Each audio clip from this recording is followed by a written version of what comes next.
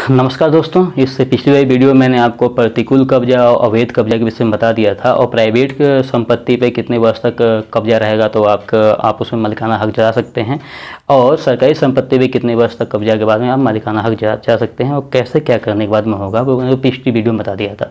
अब जो आज की वीडियो है इसमें आपको दाखिल खारिज के विषय में बताऊँगा। दाखिल खारिज कितने प्रकार से होता है और कैसे होता है, दाखिल खारिज क्या चीज़ है, ठीक है, और इसका समय कितना होता है। तो वीडियो के अंत तक बने रहिएगा। वीडियो के अंत तक बने रहते हैं तो आपको पूरी जानकारी प्राप्त होगी, ठीक है। तो हम बात करते हैं दाखिल खारिज।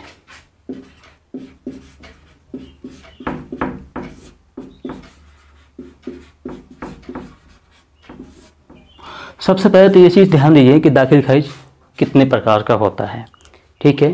तो एक होता है विरासत,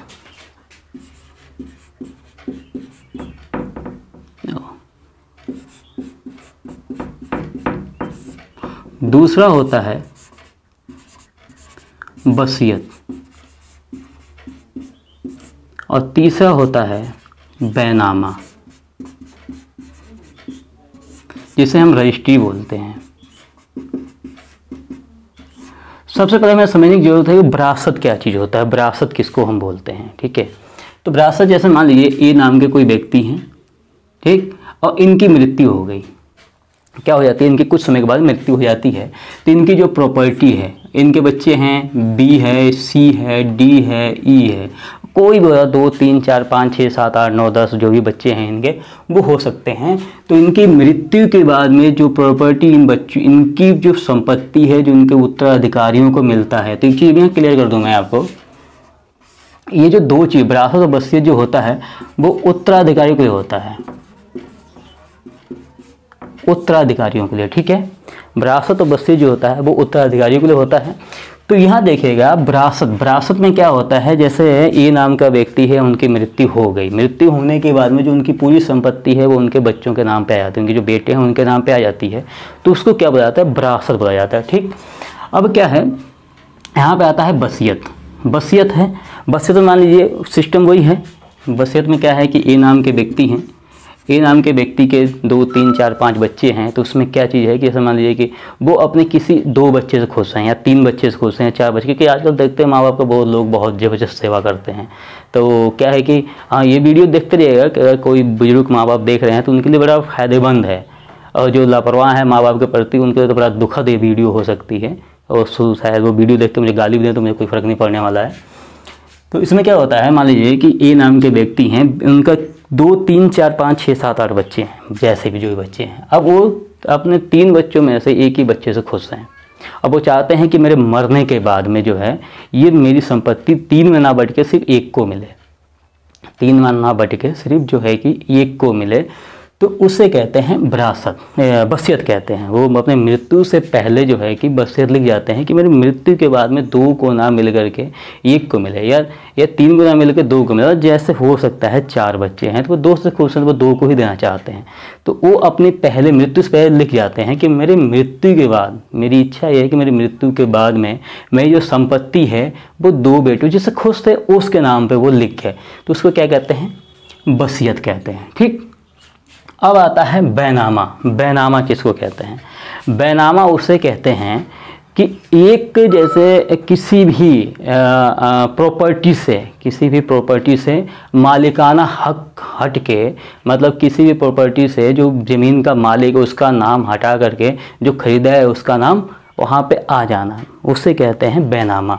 ऐसे यहाँ पे भी जो ले लेते हैं, ए नाम के व्यक्ति हैं, इन्होंने अपनी ज़मीन को बेच दिया और ये बी नाम के व्यक्ति के बेच दिया, तो इनका नाम चेंज होकर के जब वहाँ पे बी नाम के व्यक्ति का नाम आता है तो उसे क्या कहते हैं, बैनामा। अब बैनामा के लिए क्या किया जाता है, सबसे पहले ए नाम के व्यक्ति ने किसी ग्राहक को देखा या कोई ग्राहक ने उनकी ज़मीन को खरीद लिया। खरीदने के बाद में उनकी रजिस्ट्री हो गई। रजिस्ट्री होने के बाद में 35 दिन का समय होता है दाखिल खारिज होने के लिए। वो दाखिल खारिज में क्या होता है, जो रजिस्ट्री हुई है, जो बैनामा हुआ है, उसके दस्तावेज को लाने के बाद में आवेदन होता है कि मैंने इस नाम के व्यक्ति की ज़मीन खरीदी है जो पूरा पश्चिम उत्तर दक्षिण में जो भी कुछ होता है उस टोटली उसमें लिखा होता है, इस दिशा में ये ज़मीन है, इसकी ये ज़मीन, इसकी ये ज़मीन है। वो सभी चीज़ लगा के तहसीलदार साहब के पास में आवेदन करना होता है।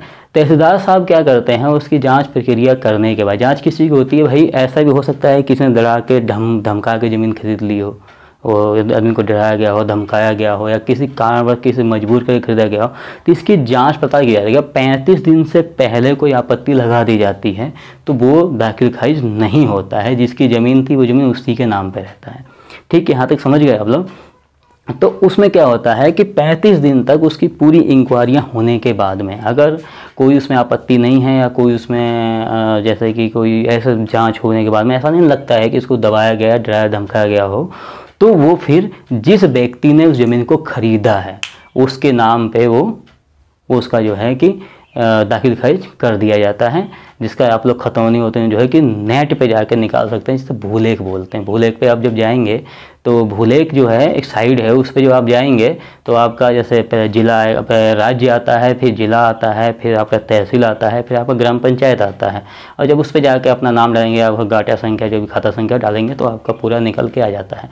तो उसको क्या बोलते हैं कि एक व्यक्ति से हटके दूसरे व्यक्ति का नाम चढ़ जाना ही बैनामा कहलाता है प्रॉपर्टी में। ठीक है, तो ये इस प्रकार से है। और भाई इसमें वसीयत और विरासत के विषय में मैंने आपको बता दिया। वसीयत विरासत जो होता है उत्तराधिकारियों के लिए होता है, और बैनामा जो होता है किसी को बेच देना, उसके नाम पे रजिस्ट्री कर देना, बैनामा, और उसको रजिस्ट्री भी बोलते हैं। ठीक है, उसके बाद में दाखिल खारिज होता है। दाखिल खारिज होने के बाद में ही आपका नाम उस पर चढ़ाया जाता है।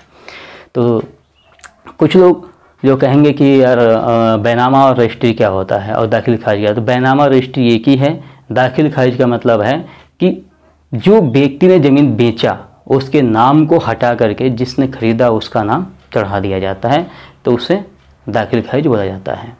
और दाखिल खारिज का टाइम 35 दिन का होता है। ठीक है, 35 दिन के अंदर अगर कहीं किसी कोई आपत्ति है, कोई आपने डरा के धमका किसी ने अगर आपसे ज़मीन खरीदी है, तो आप जो है कि तहसीलदार साहब के पास में आवेदन कर सकते हैं और आपकी जो है कि दाखिल खारिज रुक जाएगी। ठीक, तो अगर मेरे द्वारा दी गई जानकारी अच्छी लगी हो तो वीडियो को लाइक, शेयर, कॉमेंट करना बिल्कुल ना भूलें, और साथ ही चैनल को सब्सक्राइब कर लें, क्योंकि इस प्रकार की वीडियो हम हमेशा ही आप लोगों को उपलब्ध कराते रहते हैं। तो मिलते हैं आपसे नेक्स्ट वीडियो में, तब तक के लिए बाय बाय।